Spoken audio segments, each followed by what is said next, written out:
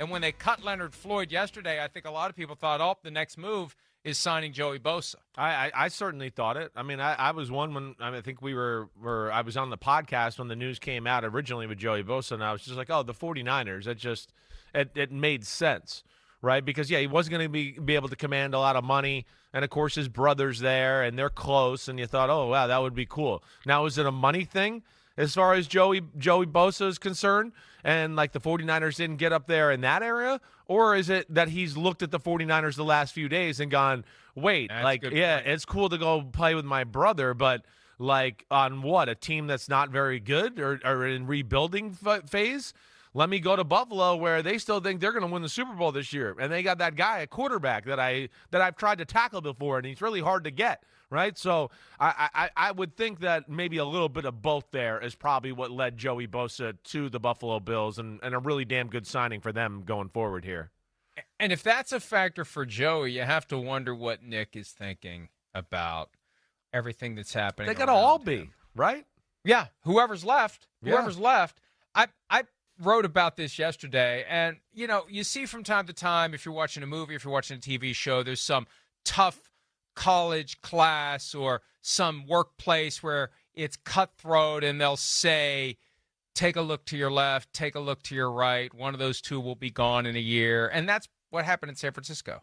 And half the starters are gone. And it's this major overhaul, and anyone who is left has to be thinking, what the hell's going on? Are we going to be competitive? What are we going to be? Who are we going to be? Why am I here? And Joey Bosa had the freedom to say, no, thank you. It just makes you wonder whether or not Nick would join him in Buffalo if he had the chance right now. Yeah, and he probably would. Hey, anybody would. You want to play for a contender. You're going to play football anyway. These players have no loyalty to the team per se, in large part because the teams have no loyalty to them.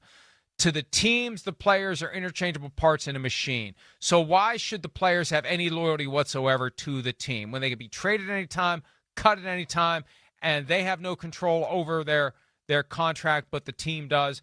I can understand why you'd have some 49ers players who are disgruntled right now because it feels like everything is changing around them, and this team that had been excellent for the last 5 years is now going to be an also-ran. Well, it's jarring. It is jarring. I mean, yeah, I'm close with Shanahan. We have familiar friends, right? We got common friends, family.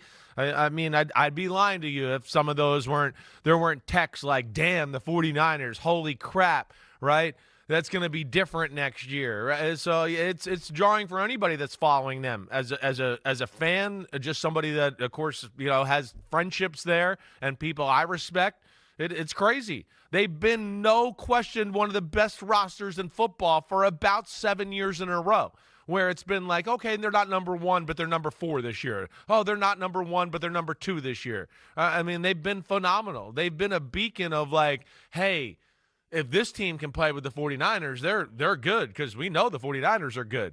But, yeah, right now it is total rebuild mode. And the one thing that I think they got going for them along the conversation you're talking about, Mike, is just the guys that are left over are being paid very, very well. So they got to be happy about that. They're marquee people of the organization: Kittle, Bosa, Trent Williams, Ayuk, McCaffrey, Fred Warner, Lenore. They're all like some of the highest paid guys at their position, so it's hard for them to be too squeaky there, I think. What's his full name? DeAndre Lenore. I don't know if I even... Closer than yesterday. Okay. Closer than yesterday. I was looking for, because I openly apologized to DeAndre Lemonor, if there is a DeAndre Lemonor out there, because that's what you refer to DeAndre Lenore as, DeAndre Lemonor. And I did find the closest was French Admiral, World War II. That's who I was thinking. Andre George Lemonnier. Yeah, that's I knew I was. DeAndre Lemonor. I'm a history major, and that's where I know I got it confused, because I was thinking of him. All right.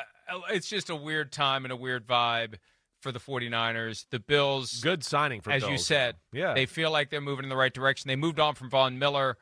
They get Joey Bosa. They fill that void with a younger guy. He's got to stay healthy, though. That's been the knock on Joey Bosa his whole career. And is it a Chargers thing? I've always thought that one of the issues with the Chargers in recent years has been too many injuries. And it's not just luck. At a certain point, it's nutrition, it's flexibility, it's whatever they're doing right. They're doing something wrong. There's too many guys who get hurt and stay hurt. Maybe Bosa busts out of that bubble now, goes to Buffalo, and reaches a sustained level of high-end production and pursues a potential Super Bowl championship. Hi, it's Mike Florio. Thanks for watching PFT on YouTube. Hit subscribe for the latest news and analysis from Pro Football Talk.